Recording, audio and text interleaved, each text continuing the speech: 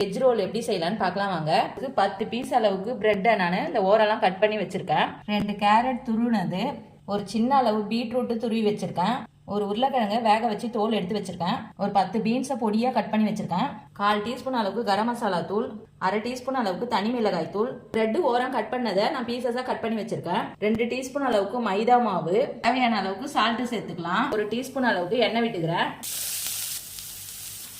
ஆயிலாம் சேர்த்து ஒரு 5 நிமிஷம் வதக்கினா போதும்.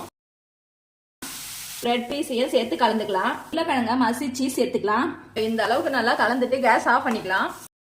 தண்ணி விட்டு பிரெட் ஓரம் ஒட்டுறதுக்கு இதை ரெடி பண்ணிக்கலாம். அளவுக்கு கலந்து வச்சுக்கோங்க. லைட்டாக நம்ம திரட்டி வச்சுக்கலாம். உருட்டி வச்சதை வச்சு ஓரெல்லாம் ஒட்டி எடுத்துக்கலாம்.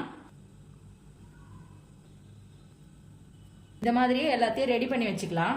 எண்ணெய் சூடான உடனே சிம்ல வச்சுக்கோங்க.